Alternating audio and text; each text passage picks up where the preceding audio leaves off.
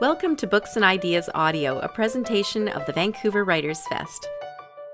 The Vancouver Writers Fest connects people to exceptional books, ideas, and dialogue through year-round programming that ignites a passion for words and the world around us. I'm Leslie Hertig, Artistic Director, and I'm very happy to share this conversation featuring former Chief Justice Beverley McLachlin in conversation with CBC journalist Laura Lynch. This event was recorded live on October 27, 2019 at the Granville Island Stage in Vancouver. Special thanks to our event sponsors, Tourism Vancouver and Southern Butler Price. This event features Beverley McLachlin speaking about her new book, Truth Be Told, My Journey Through Life and the Law.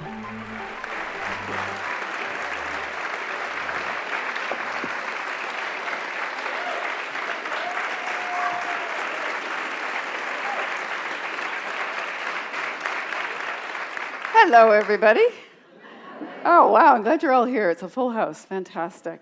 I don't know if you saw my tweet earlier today, but I feel so lucky because I get to talk to Beverley McLachlin not once, but twice. I told her that when we finished the interview on The Current several weeks ago that we're taking our show on the road. So we are doing that tonight, and I just want to say a few words about Beverley McLachlin before we get started. This is also thrilling for me for other reasons, because I am a Vancouver native, born and bred. I went to law school. I articled. I seriously contemplated a life in the law, and I saw this woman rocketing up through the profession like no other woman I had seen do before, and she's been an inspiration to me before, during, and since.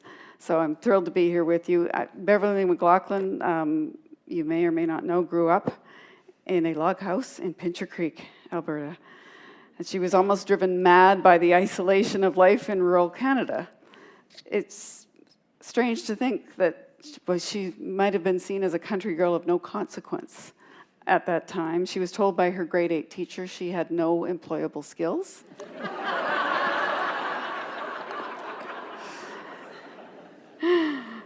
And she grew up, as you know, to become the first female Chief Justice of the Supreme Court of Canada, though it took some convincing for her to give law a shot in the first place. Her book, which she has here, is Truth Be Told, Through Life and Law, and it is her account of her unlikely and extraordinary rise. And she is going to talk to us about it tonight. Hi. Hi, how are you? Fine, thanks. Good. Nice to see you again. Nice to see you here in Vancouver. It's lovely to be back. Yeah, it is nice to be back. I'm going to start the same way I started when I spoke to you several weeks ago, because I think people would be interested in this. You're the first Chief Justice to write an autobiography. Mm-hmm. Why did you go ahead and do this?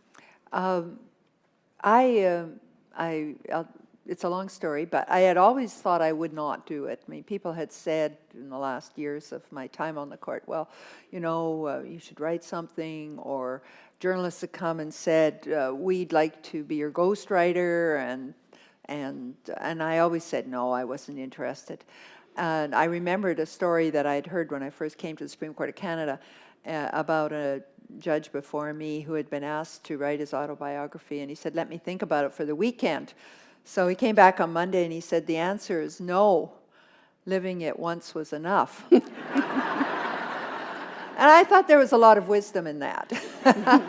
and also, if you read the book, you probably don't believe this, but I am a fairly private person. And I felt that if I was going to do it, you'd have to do it all. Good and bad, and I didn't really want to open that up. But when I had retired, my publisher, but a lot of people too, said, you've been fortunate to have an amazing story and a life different from anybody else's, any other woman who has ever come before you. And there's so many people struggling to try to get ahead and wondering if they can make it, and your story could help them. And I thought about that, and I thought, yeah, some good might come of it, so I decided to write it. You think some good's come of it? I think so. I hope so. A lot of people have told me that they've enjoyed reading it, and they've learned a lot about different things, but people have told me that young women have come and said, it really encouraged me to hang in there, stick through the tough times, because there were tough times, many of them, and just pursue my dream and not give up. Let's go back to what I mentioned in the introduction, your grade 8 teacher telling you had no employable skills. Yeah. Talk to us about that. Yeah. Well, she was probably right at the time. I was I was a pretty mixed up kid inside anyway. But we had no school counselor, and in our little country high school, small town high school, and but they did give us a test in grade 8, which was supposed to suss out what we'd be good at and not, to help us along life's road. And so when the test results came back, you had to go up to the front of the class, and the teacher in whispered voices would sort of tell you, and all your classmates are sitting at the back, wondering what you're getting.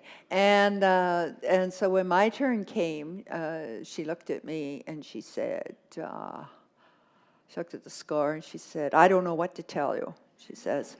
And she said, "You have a phenomenal reading retention score," she said, "but that won't do you any good as a girl."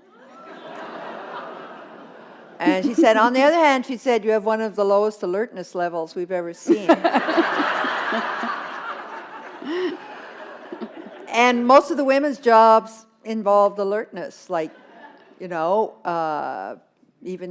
high school teaching or whatever, nursing, secretary. I mean, you have to pay attention to the details. And so she was really puzzled. She said, well, she was trying to be helpful. She said, I will tell you this. There are two things you must never be: a waitress or a telephone operator. So only the law was left, I guess. Thank goodness for that. When did you first start thinking about law as a profession?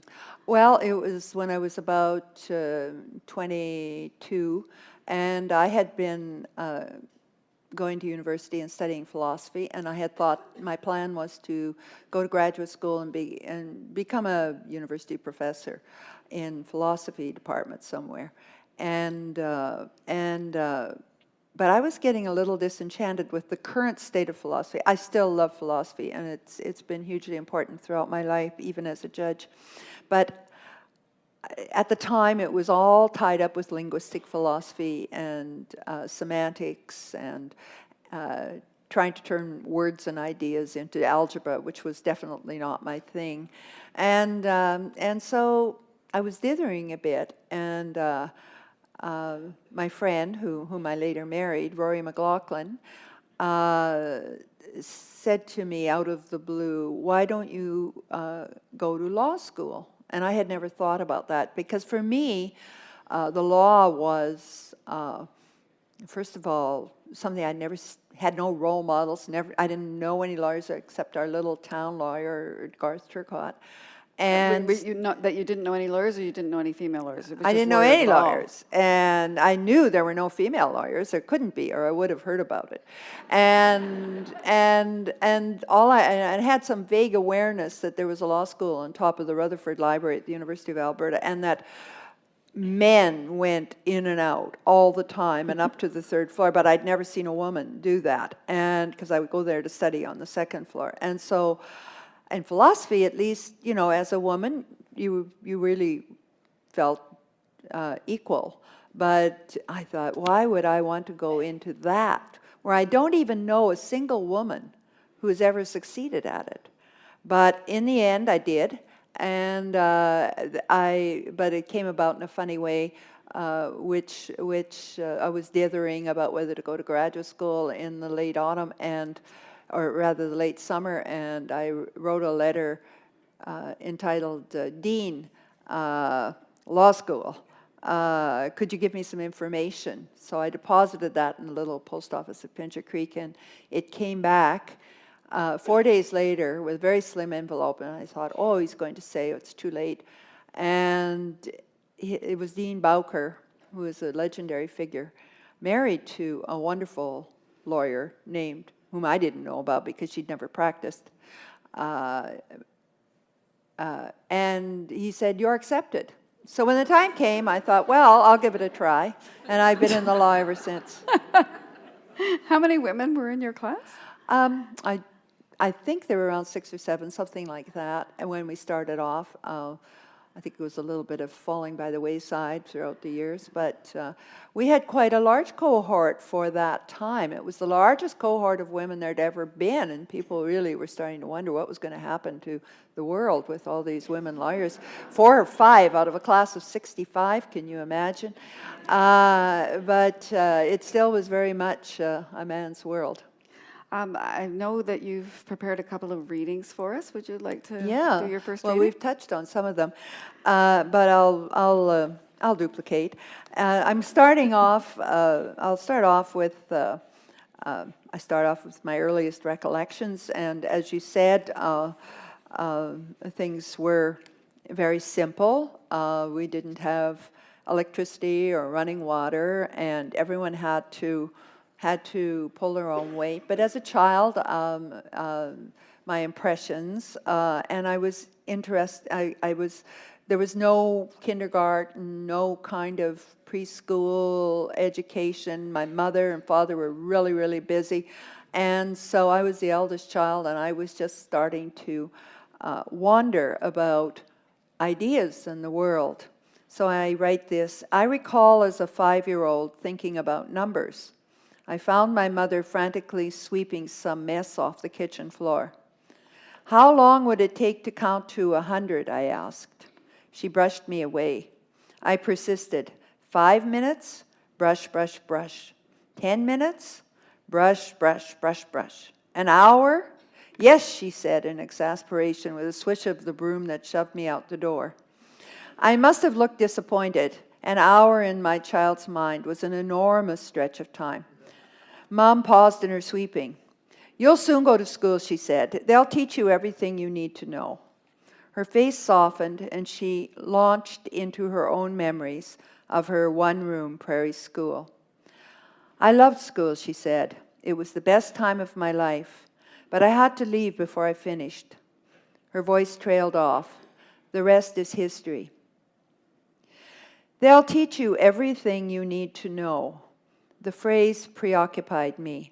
What did I, a girl, need to know? Not much, I thought, looking at my mother. How to cook, clean, shop, and look after the kids. But there was a wistfulness in those other words she spoke. I was too young to realize what my mother had given up just because she had made the choices expected of a girl. But the germ of a query fixed itself in my juvenile brain. Could there be more than what girls were expected to do? Other dreams, other possibilities? I was too young to fully articulate the question, much less answer it, but it would never let me go.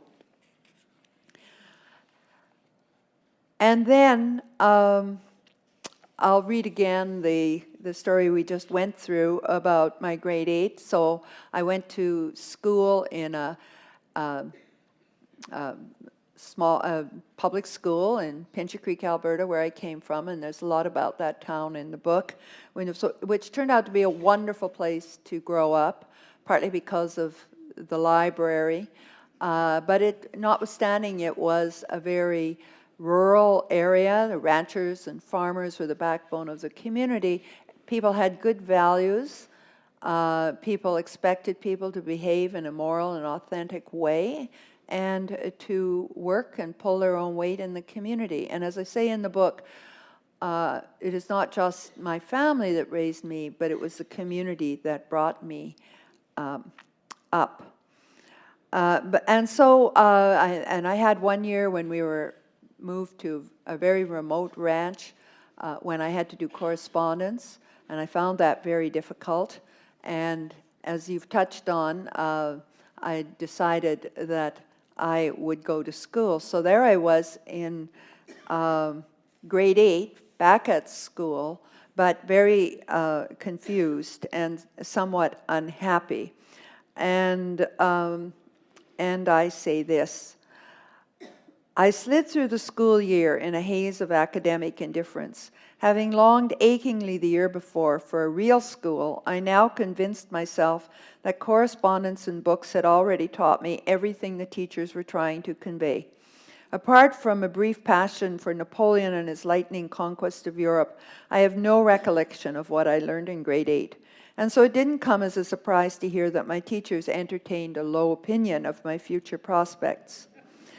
Our school had no counselor and no career guidance program, but all grade 8 students were given a series of tests designed to suss out what they might be good at. When the test results came back, the homeroom teacher took me aside to explain them and offer advice. I perched myself on the edge of a chair she had placed beside her desk. She pulled a sheet of paper from the pile before her and studied it, then peered at me over half-moon glasses. "I don't know what to tell you," she said. I sat silent. "Well," the teacher said, holding my test results under her right palm, "you have an extremely high reading retention score, but that won't do you much good." She paused. "As a girl, you know." She ran her finger down the lines of print. "You also have the lowest alertness score I've ever seen." She shook her head in a flurry of tight gray curls, searching for a piece of useful advice. "One thing I can tell you. You must never be a waitress or a telephone operator." She pushed my paper aside and pulled the next one from the pile. "That's all. Please ask Jimmy to come up." And then my introduction to law school.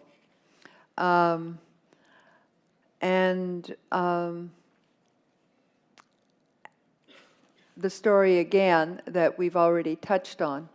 In the dying days of August, I wrote a letter to the Dean of the Faculty of Law at the University of Alberta. I knew there was a Faculty of Law and assumed there must be a Dean. "Dear Dean," I wrote, "I would appreciate information about the study of law." I licked the envelope, stamped the letter, and dropped it in the mail slot at the tiny Pincher Creek post office, then drove to the co-op to get the provisions I'd been sent to town to fetch. 4 days later, I once again found myself in the foyer of the post office, picking up the mail. Riffling through the usual pile of bills, I stopped at a white envelope with the return address, Office of the Dean of Law. I frowned. I'd expected a big envelope filled with brochures and information. Maybe it was too late to apply for this year. I tore open the envelope, unfolded the letter, and stared at the simple message. "Thank you for your inquiry. I am delighted to advise that you are admitted to first-year studies in the Faculty of Law. Yours truly, Wilbur Bowker, Dean." I reread the letter, dumbfounded. Even in those simple pre-LSAT days, there were procedures to be followed. You weren't simply admitted to law school without ever having applied. Yet here was a dean in a discipline devoted to proper prerequisites and procedures, cutting through them all and simply saying, "You are admitted."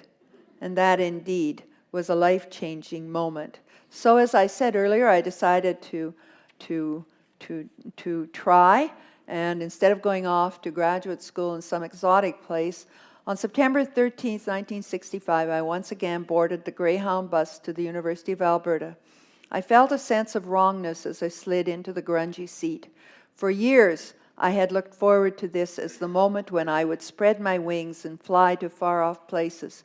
But here I was, making the long trip back to the same old city, the same old campus, headed north, but going backwards fast. All to take on the law, a strange profession that, as far as I could tell, promised only disappointment for the few women who dared enter it. I opened my purse and fingered the offers from far-flung universities, my backup plan, still intact. And that is how I got to law school.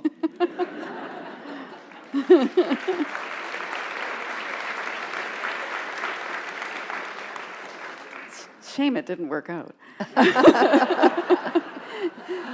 Well, once I got there, I realized I loved the law, and I found my having studied philosophy, it was like applied philosophy, and it was a lovely mixture of concepts, moral philosophy, intellectual rigor and developing arguments and so on. And also, it was dealing with real life and real life situations, which was wonderful. So you graduated in 1968. Yes. And what was it like for a woman trying to enter the profession and be part of the profession then in Canada? Well, it was, to say the least, somewhat difficult. I was fortunate that I graduated at the top of my class, so I thought, well, somebody will hire me. And there had been a few women sprinkling, there was one or two women in the class before me, and they had found jobs. So I thought, well, things will go well. So I went for my first articling interview and with a fine firm, and I knew the gentleman who was interviewing me because he had been one of my teachers. And we had a wonderful interview. I thought everything is going great. And then just as it was terminating, he said, he stunned me. He said, "Why do you want to work?" And I just didn't know how to answer that.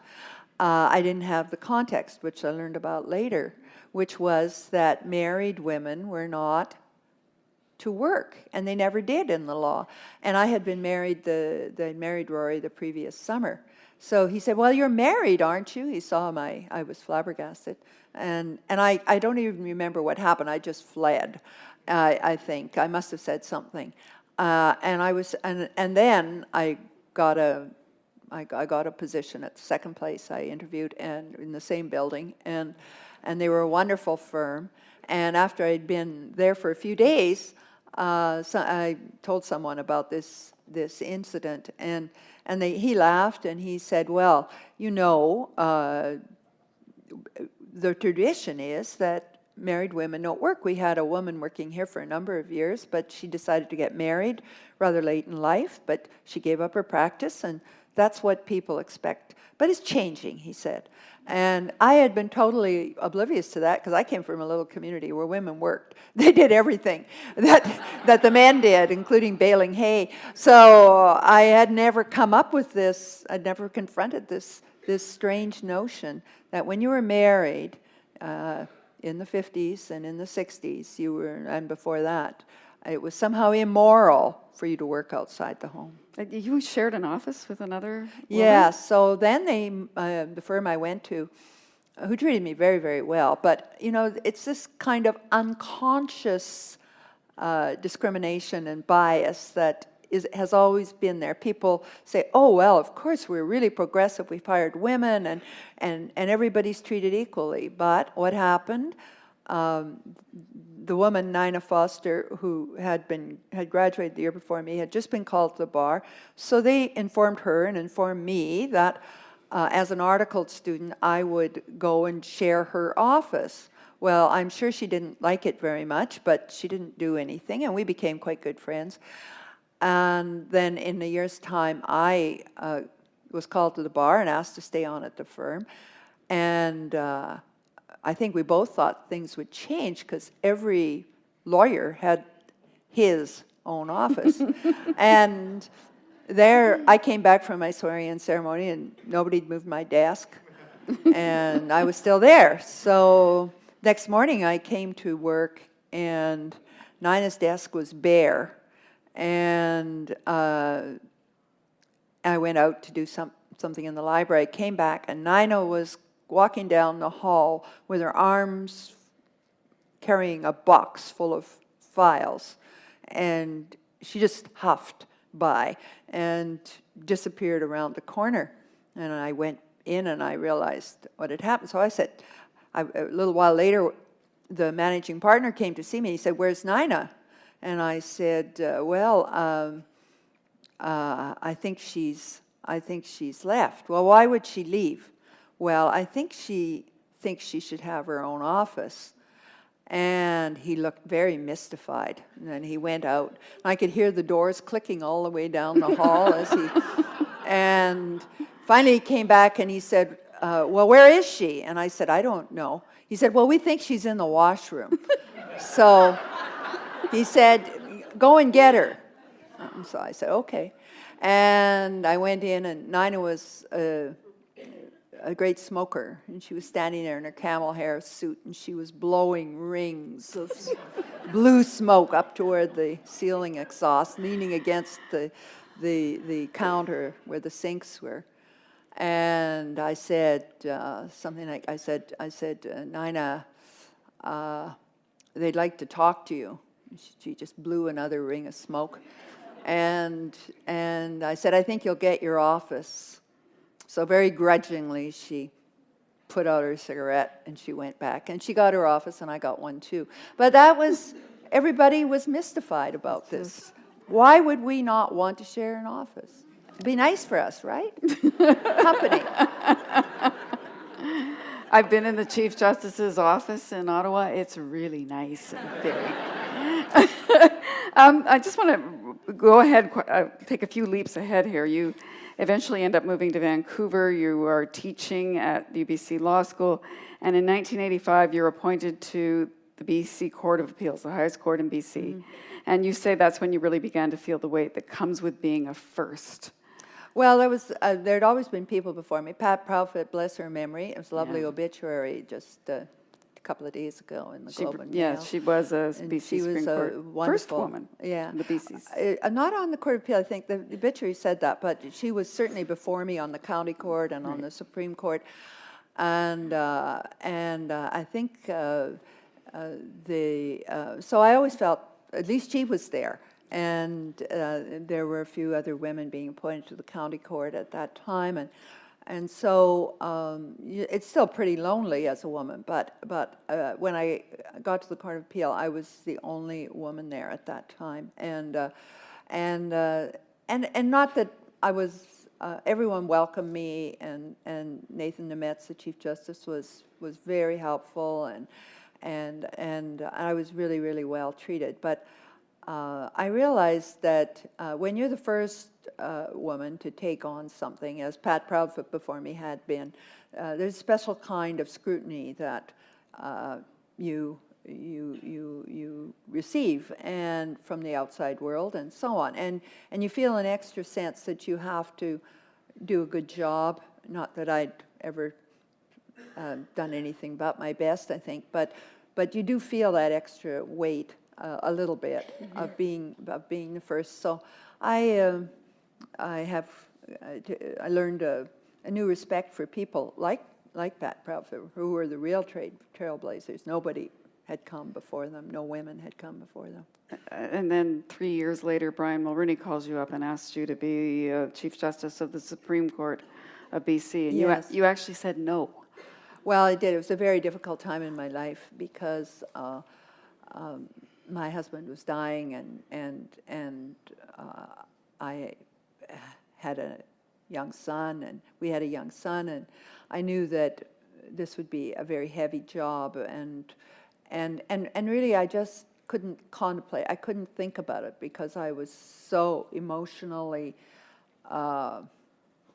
involved in this process that was what was happening with him dying, and I just said to the Prime Minister, I said, this is not the right time. I can't even think about this, and I don't think it's the right time for me in any event. And I was very dismissive. And then Brian Mulroney, being who he is, he kept calling back every day, and about 2 o'clock, which would be 5 o'clock in Ottawa, I would get a call. And I had my office next to the bedroom where my husband was. And finally he asked, my husband asked, who's been calling? And I said, the Prime Minister. He must have thought I had lost it, but he didn't. And he said, what does he want? He was very, very ill at this time, and a lot of the time in and out, but he was lucid at that moment. And I said, he wants me to take on the Chief Justice of the trial of Supreme Court. And I told him I couldn't even consider it now. And there was a long pause, and then he said, you should do it. And so I did it. You did. Not for long, though. 8 months later, Brian See? Mulrooney called me again and said he wanted me to go to Ottawa. So this time I said, okay. I knew what I was up against. 8 months, and then you're sworn in. And I love this. Justice Bertha Wilson, who was the first woman to be named Supreme Court of Canada, she said something to you. Yeah, well, maybe I should read at this point because I was going to go to that place next. This is all organic. Perfect. Yeah. Would you like to read some more? Yeah. I find my place now. Okay. On Monday, April 17th, 1989, before a packed courtroom, I was sworn in as the 65th Queenie Judge of the Supreme Court of Canada. My voice trembled with emotion as I repeated the oath in French and English. I walked to the desk, took the pen, and signed. The deed was done. I mounted the stair, took my place at the end of the bench, and looked down the long, curved plane of wood. 8 judges, 6 male, 2 female. My eye halted at Claire Leroux-Dubé, dark-haired and smiling, at the other end of the dais, and then moved back to Bertha Wilson, the first woman to be appointed to the Supreme Court of Canada. Bertha returned my look and leaned forward. She had a lovely Scottish accent. 3 down, 6 to go, she whispered.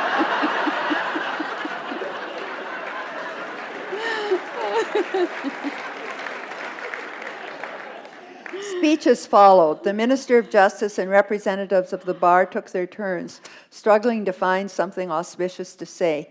I had been a judge for only 8 years. I was a decent judge, they said. I wrote clear reasons. The treasurer of the Law Society of British Columbia, Paul Beckman, decided to forego the bromides. The new justice, he intoned dryly, is noted for 2 things. First, it was evident looking at her career that she couldn't keep a job. Second, she has made it through the court system faster than most cases.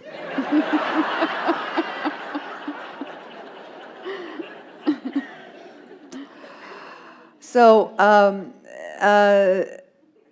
then I say his remarks brought the house down. I talk about Brian Dixon, a jurist I'd long revered, welcoming me, and a dinner we had that night. And continuing on Bertha's story, or Bertha's line, a few weeks later I flew to Edmonton to speak at a legal conference.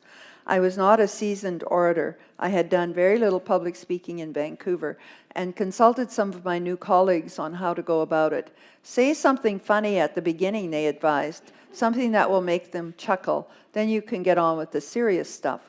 After I was introduced as the recently appointed 3rd woman on the Supreme Court of Canada, I stood up and launched into my opening story.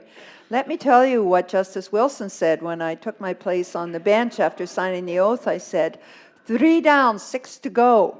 I even rolled my R's.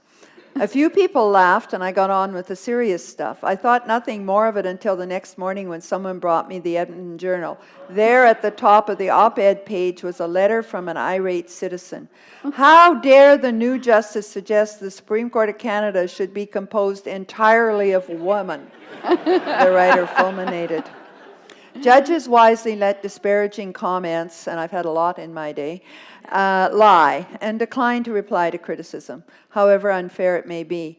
But had I been allowed to respond, I would have pointed out that for more than a century, the Supreme Court of Canada was composed entirely of men and had somehow survived. Was it so outrageous to think the court might survive 9 women for a while? More seriously, I would have argued that it is important to have both men and women on Canadian courts, both to provide female perspectives on legal problems and to reassure women that they are fairly represented.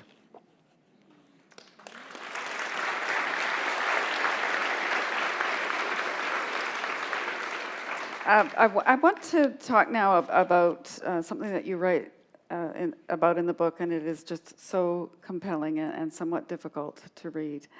And this is about your own personal struggle when you were hearing the case of Rodriguez versus British Columbia. Sue Rodriguez, I'm sure most of you remember, was a woman from Vancouver Island who had ALS. She was seeking an assisted suicide, and it was illegal back then. But you were wrestling with something personal when you sat on that case. Well, I had just a couple of years before, been through the death of my husband, and toward the end, he was suffering very badly. And at one point, he asked me whether I could help him and end his life, and I couldn't bring myself to do it, and so I had that in my background. I knew the suffering that people went through at the end of their life very intimately sometimes, and I knew how important it was to individuals to control the end of their life as well as everything that had gone before, and to retain dignity to the end. So I felt very deeply emotional about this case, and I went to see the Chief Justice, and I said, you know, I have an open mind. In fact, I don't know what I would rule at this point, but I do have my own experience. And he said, well, that you should say it. He said, judges are human beings, and the reason we appoint human beings and don't just let robots do it is so they can bring their experiences. And so I did, and it was a difficult case for me to hear. And in the end, this was 1993, I believe, in the end, the majority of the court, it was a split decision, very close, 5-4, but the majority held that the provision in the criminal code that made it an offense to assist a person in committing suicide, that was constitutional. And I wrote the leading dissent arguing that to deny a person assistance when they clearly and demonstrably, and safeguards have to be in place, of course, wanted to end their life early, that was a denial of liberty and that it wasn't justified. So that was the case, and as everybody knows, just shortly before I stepped down from the court, we heard another British Columbia case, the Carter case, and the court, based on this time a very fulsome record, which was full of evidence about precautions, how other countries had managed and what were the consequences and so on. Justice Lynn Smith wrote a very detailed and careful judgment here in British Columbia, and the court unanimously reversed the Rodriguez case. Now, precedent is very important in our law and in the Supreme Court, and so the biggest hurdle was can you reverse a previous precedent like Rodriguez? But we reasoned that with the state of science and understanding having changed, and with the very fulsome and very different record that we had before us, the court was in a position and justified in coming to a different conclusion. And so the Carter decision was ended.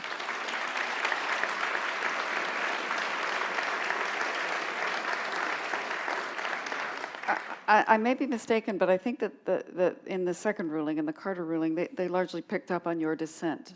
Yeah. Yeah. Well, she's modest, so she's not saying that. It was by the court, but yeah. What was that moment like for you when the ruling changed? Well, I thought it was good for justice. I mean, I didn't feel any sense of elation or anything, but one of the great satisfactions that I've had in my life is from time to time, as a judge, having the opportunity to develop the law or answer legal questions in a way that makes life easier for people and makes life better for people. Same-sex, LGBTQ rights fall into that category. There are. It gives me great satisfaction. I'm sure it does all of the judges who sat on those cases, and to know that the law can actually work to change people's lives for the better, and that our law in Canada is indeed a living tree, as Viscount Sankey described in his metaphor in the person's case, and that it can grow and change and develop as society's mores change. And that's been more so with the advent of the Charter. I wonder if you could talk a bit more about how the role of the court has changed since Charter rulings began to reshape Canadian society.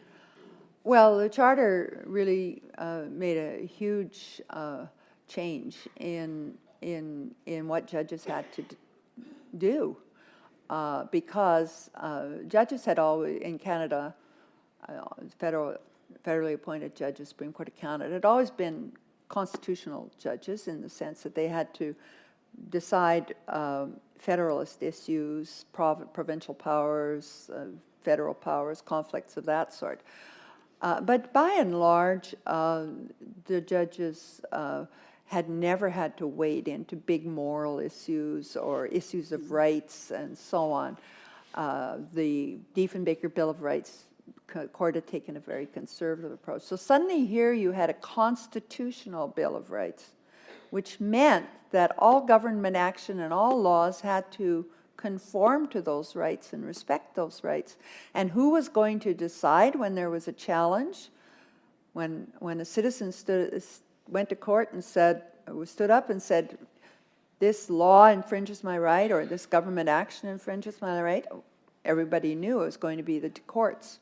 So there was a lot of debate about that as the Charter was being drafted and adopted in that process, and that's why we got Section 33, the notwithstanding clause. The people who feared too much judicial power said the legislature or parliament has to have the last word if they feel the judges have gone astray.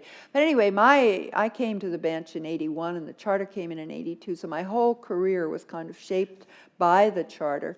And it was a whole new role, first of all, to interpret all those brand new, shiny rights and freedoms that everybody was told they had constitutionally right to. And secondly, then to apply them and find the remedies and make the whole thing work. And it was a hugely challenging juristic task, and most of the initial work fell on the Supreme Court of Canada because they were the final. And so I was a judge in BC, and I would watch these decisions come down. It became quite apparent fairly early on. Another BC case, BC has made most of this law, and It's true, I don't know what it is in Yeah. the water out here, but you guys like to litigate. We like to litigate. Anyway, and take these questions to the farthest and the highest court.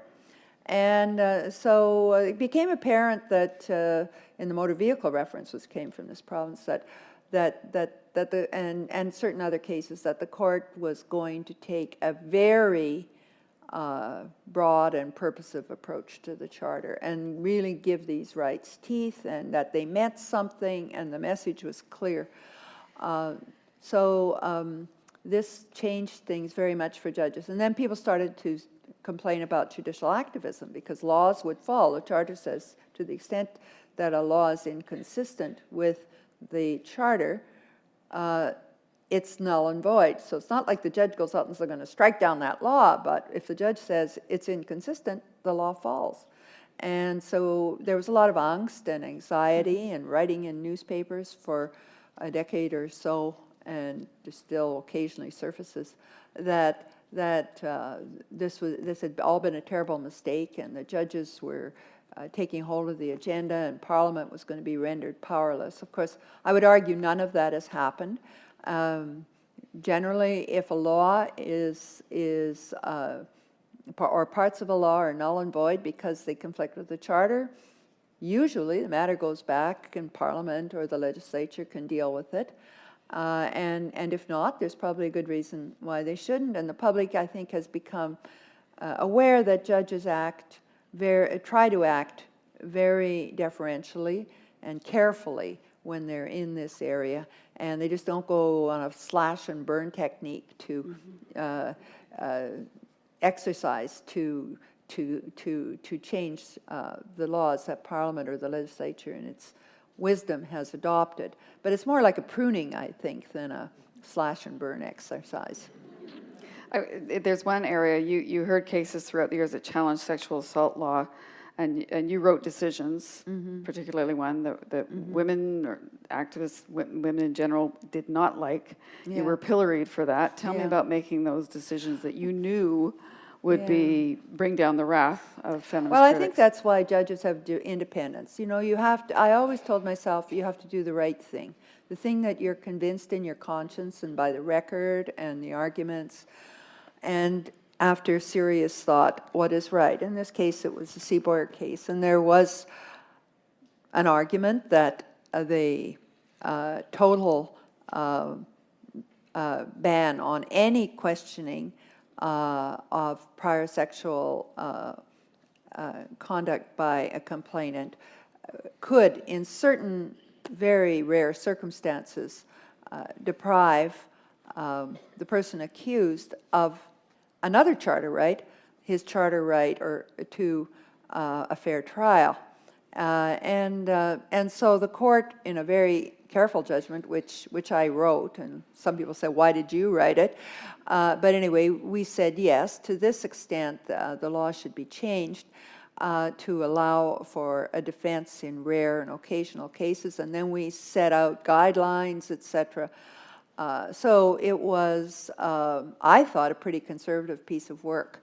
But I think but it did bring down the wrath of particularly many feminists, many women who thought that I'd betrayed the cause. But it didn't really bother me that much because, as I say, that your job as a judge requires you sometimes to make decisions you know are going to be unpopular, and you do your best, and you're not a politician. You're not put in that place to simply change the law the way you personally would like to see it changed. You have to pay attention to the law and all the other countervailing considerations that are brought forward.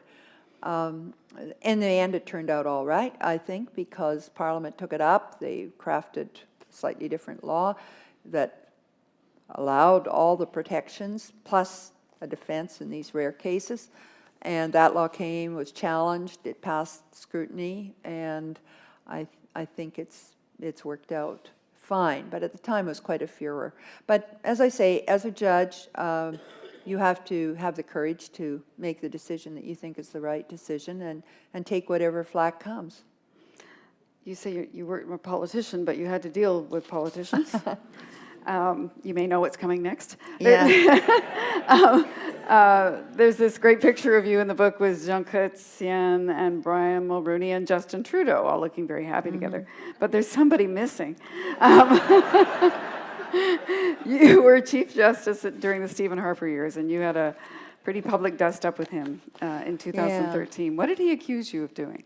Well, I woke up one morning. I was in New Brunswick giving a speech night before. It was about 4 a.m, and I just looked at the Globe and Mail that was sitting on the counter as I was checking out, and there was a headline saying that the Prime Minister was accusing me of misconduct in interfering with the appointment of Justice Nadon, who had been appointed, and then that had given rise to a reference, or rather a lawsuit challenging him, and in the end, it's all very complicated and it would take too long to get into all the details, but under the law, Quebec is entitled to 3 judges, and they have to become from a member of the bar or a court in Quebec, and that's a Supreme Court Act. And so the question was whether Justice Nadon, as a federal court judge, who hadn't lived in Quebec for a very long time and wasn't a judge of a court in Quebec and hadn't practiced there for more than 20 years, whether he fulfilled that requirement. And the court said no. And any event, that was the Nadon business. And in the meantime, we had sworn in Justice Nadon and welcomed him to the court. But the Prime Minister made this accusation based on the fact that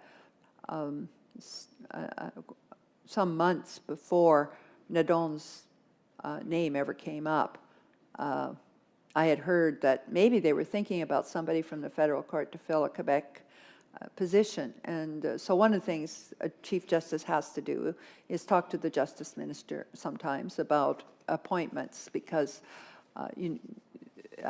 this is part of the administrative work. So I'd been told that by Quebec people who were alarmed that this might give rise to litigation. So I phoned the Justice Minister and I told him that I'd heard this and I thought he might like to consider it. That was the end of it, and I never had any further conversations. That was several months before. And that was months before Nadon's name ever came out. So, I mean, I was pretty shocked, and I went back and I issued You must have been furious. Yeah. He was calling your reputation into question. Well, I know, and if he'd been right, I would have stepped down. I mean, you can't have a Chief Justice who's, I don't believe, has misconducted herself. It wouldn't be good for justice. So it was very serious. I went back, I looked at my file, I issued a statement saying, I've done nothing wrong, these are the facts, and I set out all the date lines. And you know, over to you. If you can say that's wrong, fine. If you can show I got my facts wrong, fine. But the Canadian public is entitled to know precisely what happened. And I left it at that. I didn't make any arguments. And in due course, the international bar, justice associations and other groups all came forward and said this was nonsense, that I hadn't done anything wrong. But it was a trying period. I think you're minimizing again. It must have been. Why? What do you think brought that on? I can't speculate. I refuse to speculate. But Darn.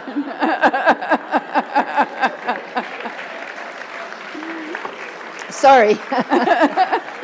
It's worth a try. But then you got a new dog. Yeah. Yes. And so I don't know. Maybe I could read that. oh, part. it's really good. Yeah. I'll have to find it here.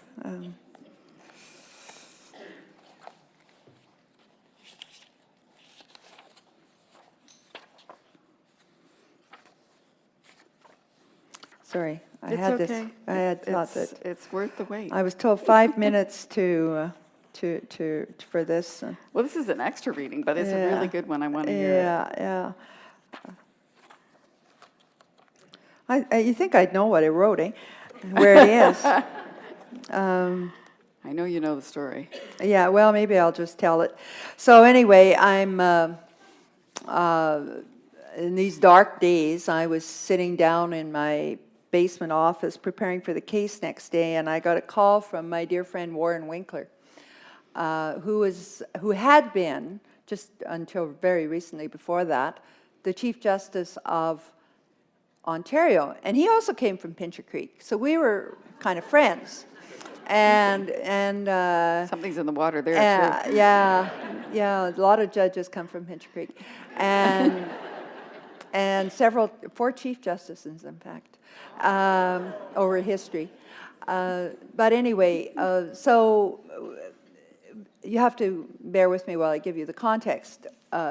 Wink, as I called him, raised black lab dogs, and he had some very good ones, and he had one particular one called Gretzky. I had always had black lab dogs, but my most recent one, Kiri, had died.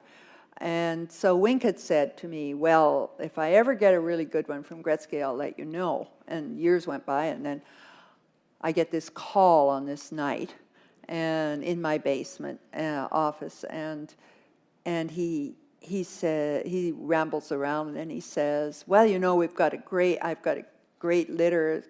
This kennel has a great litter, and they're descended from Gretzky, and there's 8 little black lab pups, and they're just absolutely marvelous. And I knew where he was going. I said, I don't think this is the right time for us. I said, you know, Frank and I have talked about it, and our lives are so busy, and we're not sure we can take on training a new dog. And he said, oh, I understand. So we had a nice conversation. He hung up. But 20 minutes later, he calls back, and he says, Sounds like Brian Mulroney. yeah. And he says, well, I just spoke to the kennel owner, and all the dogs are taken, but there's one that the RCMP hasn't yet made the final claim on for as a police dog, and you might be able to get that dog. And I said, I don't think so. Anyway, I went back up, and my husband, who had been adamantly against getting another dog, he was watching the 9 o'clock news, and he said, who's calling? I said, Wink. And what does he want? I told him. And I said, he has a puppy he'd like us to take. Frank looked at me and he said, take it. And that was so sweet and unselfish of him, because he knew I needed something new and wonderful love. and Yeah. unconditional love in my life. So we picked up this little dog in May while some of this fur was still going on, and he reached up and licked my face, and I felt all wet, and it wasn't just the little puppy, and he still is our most amazing dog. But anyway, the question came, what was I going to call him? So in a moment of frivolity, I suppose you could say, I said, I think I should call him Harper.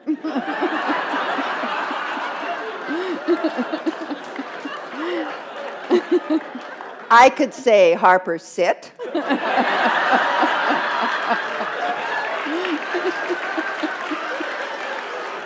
Harper, lie down.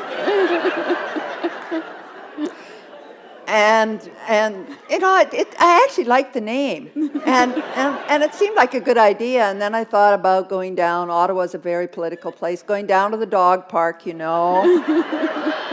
all the politicians and civil servants there with their dogs, and I thought they might misunderstand. So we named the dog Darcy from Jane Austen's Pride and Prejudice, and I again like to say, I said, well, he's dark and handsome in the folly of my old age. So. So have you heard from the other Harper since the book came out? Well, we see each other once in a while in airports or some function, and we're very polite and has some great conversations. This business is never alluded to. But I don't know if he's read the story, though. Such a great But story. I meant it in great faith. I mean, I've always been very nonpartisan, and I think our prime ministers take on an enormous load. And I have nothing against Mr. Harper at all. I like him, actually. I didn't like the fact that he thought I'd done something wrong, but I have the greatest respect for all of our prime ministers. We were talking earlier about what Bertha Wilson said to you when you were appointed to the court, and this idea of more women. And now there's a different conversation today about the composition of the court, and I'm wondering whether you think it's reflective enough of Canadian society. The short answer is obviously no.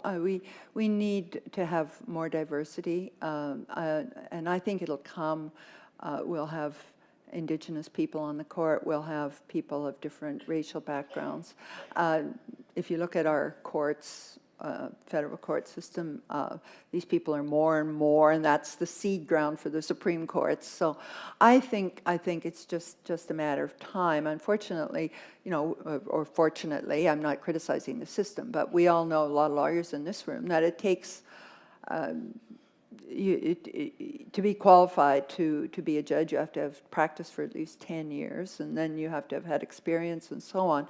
And it's not until recently that we've started seeing large numbers of Indigenous and invisible minority people coming into the profession.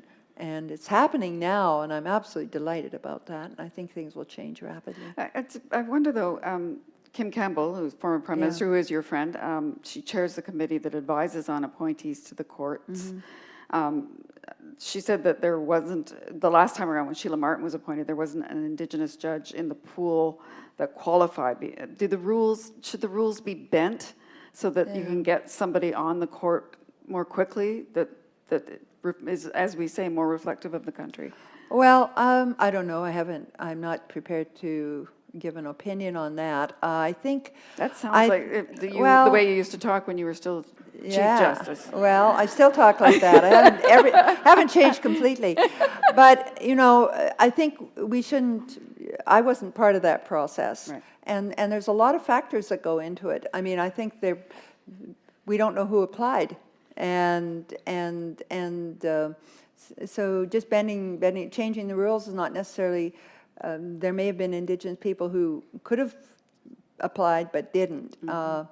I'd like to see, I will say this, I'd like to see a little more flexibility. While I'm a full supporter of bilingual judges, French and English, on the Supreme Court of Canada, given the cases, but we really need to have a conversation about if an Indigenous person has two Canadian languages, their Indigenous language and either French or English, should they, just because they haven't learned the other French or English, depending on the case, language, should they not be considered? I would like to see a little more flexibility on that. There was an article when Harry Laforme, who was an Indigenous judge on the Court of Appeal, very fine judge in Ontario, retired, and he gave an interview, and I think he suggested that he might have applied for the Supreme Court, but that he didn't feel he had enough French. So that kind of hurt me a bit. Here's a Canadian, a great judge, already has two perfectly good Canadian languages, but, and felt he shouldn't apply. I'd like to see a little more conversation around that, but as I say, I'm a full supporter of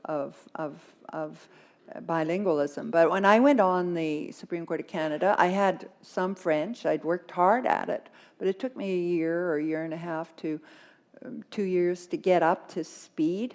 And I think we could talk about that a little bit more. And when you're working in French, as I was, and English at the Supreme Court of Canada, it becomes much easier to learn it and pick it up in a real practical way. So those are the kind of conversations we could have. However flawed, and yes, there are maybe some flaws in the judicial appointment process in Canada.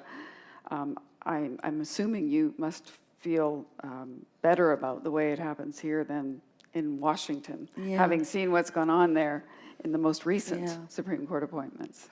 Well, yes, I think we've avoided politicizing the appointment process, and I hope we always will.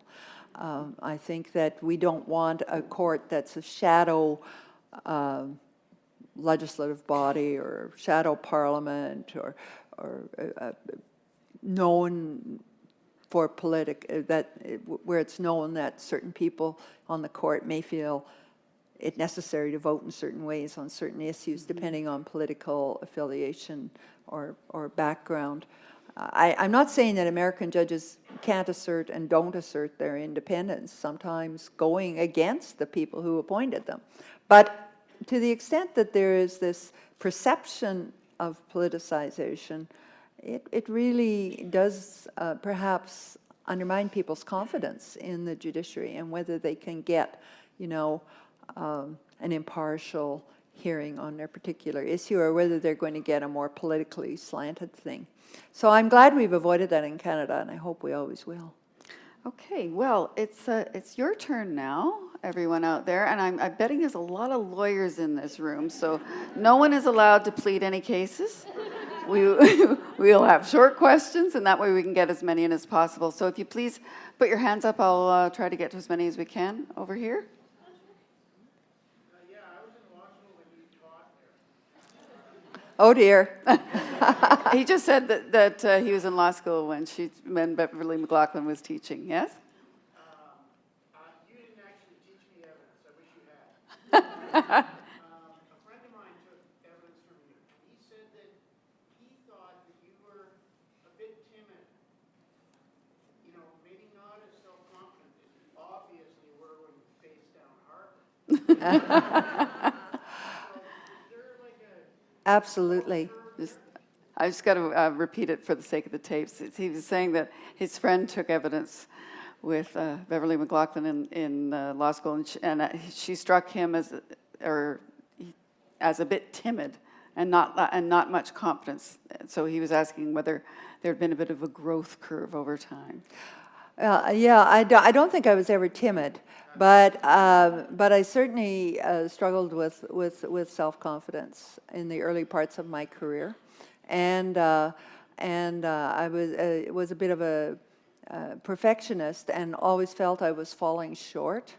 And as I discuss in the book, it was during my time at law school when I also, toward the end, had a child and became a parent, and I realized that my idea that I could somehow do everything perfectly was absolutely crazy.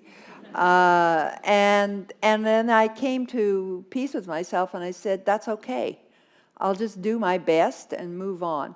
And I kind of changed my philosophy about myself and how I approached my work in the late 70s, during this time you're talking about. And it really, really helped me as a judge, because judges get a lot of cases, and they come one after the other. And if you have to make the decisions, and you have to make them in a timely way. And if you get too fixated on absolute perfection, you will not be able to be a good judge. Similarly, if you look back all the time and saying, did I write that the way I wanted, or did I decide that the way I should have, you will paralyze yourself. And this philosophy that I finally, my growth curve, that led me to this change in the late 70s was really, I think, the making of me. I could go on, and I just decided I know I can't be perfect.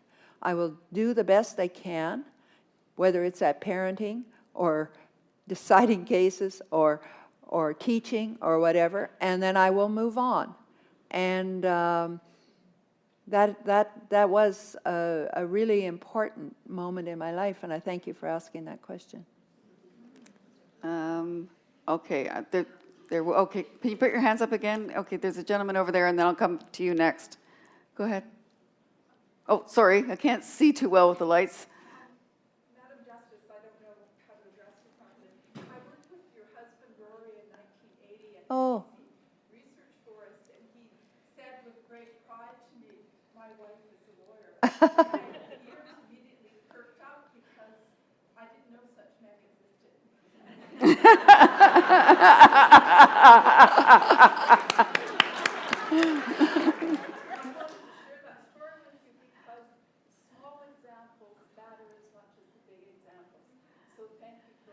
Well, thank you for that. That is a beautiful story, and I will treasure that. But I have to say, I've been blessed in both my husbands, but Rory was the person who got me into law, who supported me all the time. And he used to say, when I was a judge here in British Columbia, he would say, you're going to be on the Supreme Court of Canada. And I just laughed. I mean, I thought it was so absurd.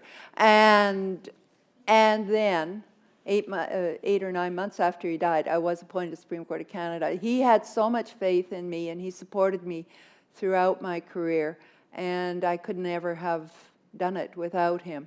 And I have to say, my second husband, Frank McCardle, whom some of you may have met, is equally supportive. So I've been very, very fortunate in that. But thank you for sharing that story. And just so the story's on the tape, the questioner met Beverley McLachlin's first husband at the UBC farm, worked with him at the farm, and he proudly declared that his wife was a lawyer. Can I ask your name? I'm Audrey Pearson. I'll meet you afterwards. Okay, good. Thank you. Thank you. Undergrad in ecology, and now I have my PhD. So Congratulations. who helped me define Oh, Wonderful. that's great.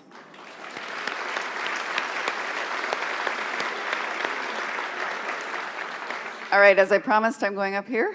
Yes, thank you. My name is Ellen, and I was called to the Ontario Bar in 1984.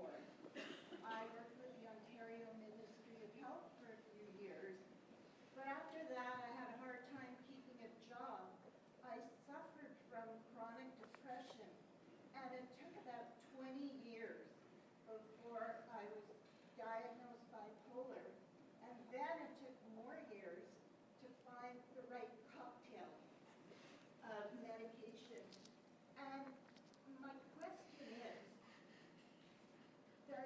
know there's a whole lot of people who suffer from depression. How do you be a depressed lawyer and practice? Well, I would. Okay, just let me. Anywhere across the country that people like me, lawyers, can get support. All right. I can't practice anymore. It's been way too long. But Okay. yes, I wanted to raise the issue of mental. It's an important issue. Yeah. So the questioner is asking, she said she herself has suffered from depression, bipolar disorder, and a struggle with that and not been able to practice. And she wonders, how are you able to practice as a lawyer with depression, or is the issue of depression and mental illness being addressed properly in the profession? Well, I think mental health issues are so huge in our justice system, in our society, and if you deal in the criminal law side, you see it all the time, and just generally. And of course, if you're suffering from mental illness, be it depression, bipolar, whatever, you can't do whatever you're trying to do, whether it's law or whatever. You can't. You're ill, and you need help. And I've spoken a lot about mental health and about the need for more attention and more treatment and more early diagnosis.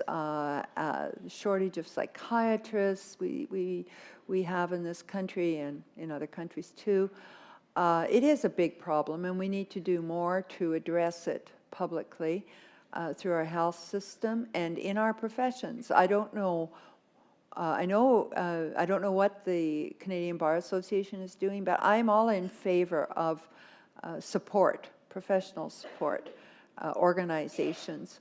When I was Chief Justice, we had through the Judicial Council set up absolutely confidential counseling or services, talking services, consultation, so that if a judge was feeling depressed or felt whatever the problem might be, sometimes there were addiction problems, sometimes mental health problems, whatever, that person could phone in and or contact and would be put in touch with a group of professionals, maybe another judge. And I can tell you, this is totally confidential because I would get the figures about how many people had availed themselves of it.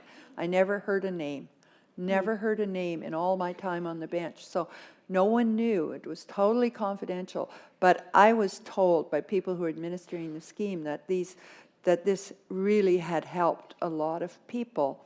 So support things like that we can develop or apply within our profession too.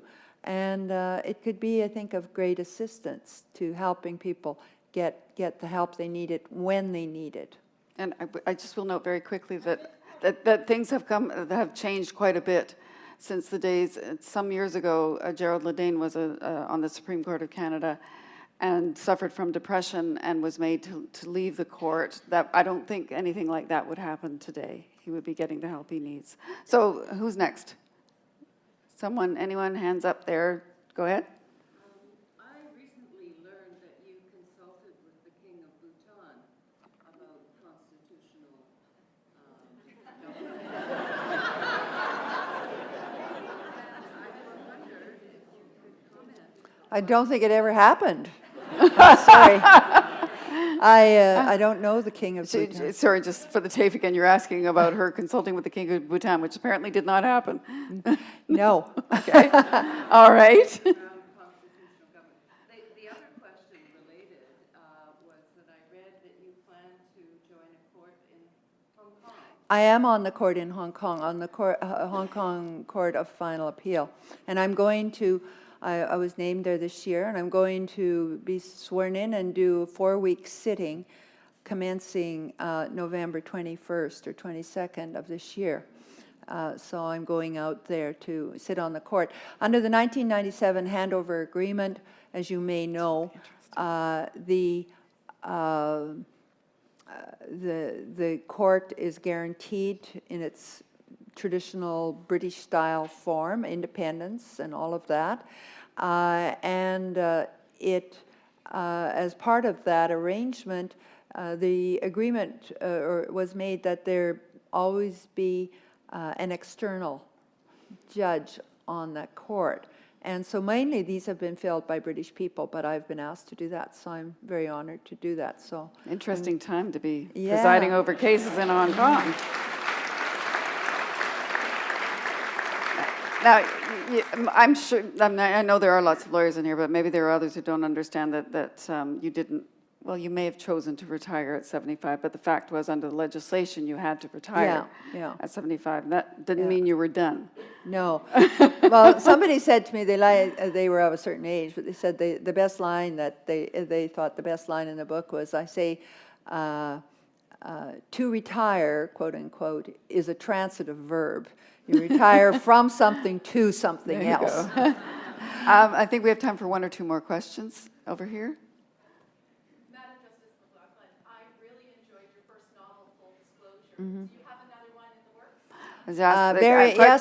The questioner is asking what I have to do this for the tape. I'm sorry. I apologize. My apologies. Questioner is asking whether that she said she really enjoyed your first novel. I'll give it a plug. Full disclosure. Do you have another one in the works? Yes.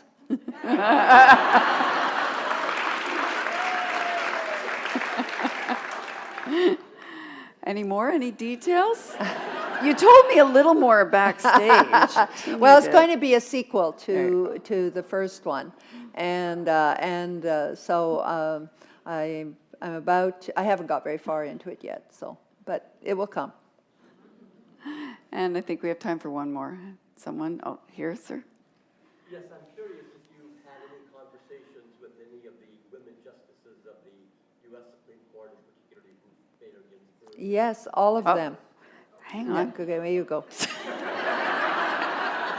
I want to hear this answer. Had any conversations with women on the U.S. Supreme Court, especially notorious Ruth Bader Ginsburg? Right. Well, I've known all of the women on the Supreme Court, and I knew Sandra Day O'Connor, who was the first woman on the court, and she's a wonderful lady in a lot of ways, which I describe in the book.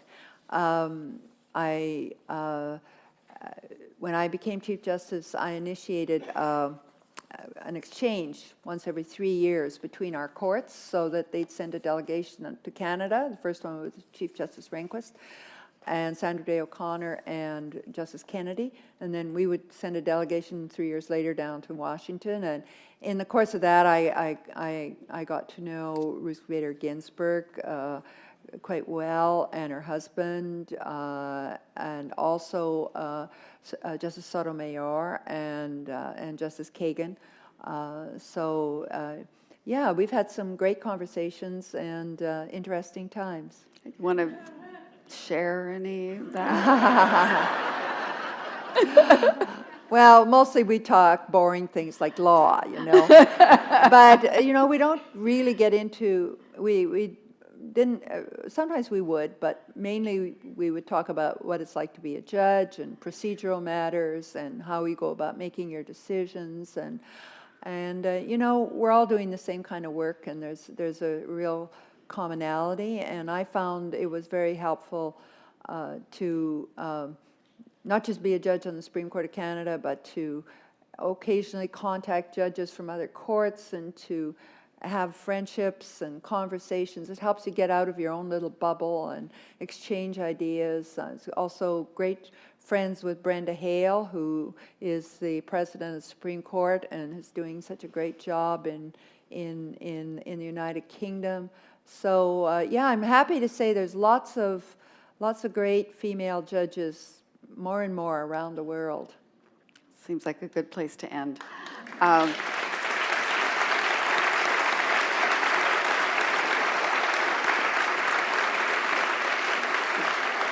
Just to make sure you know, there are copies of this wonderful book for sale in the lobby, and to Chief Justice, former Chief Justice I don't know, notorious Beverley McLachlin will be upstairs signing them for you. And if you have mobility problems, see someone in the front of house staff and they can make sure your book gets signed. All I can say is thank you so much. It's just been a lovely conversation. Thank you. Again. Thank you. And I hope we get to do it Enjoyed again. it. Thank you.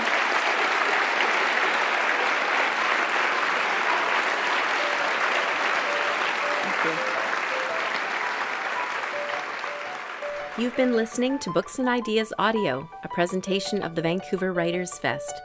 You can find Beverley McLachlin's Truth Be Told wherever books or audiobooks are sold. To hear more events like this one, please visit our website at www.writersfest.bc.ca.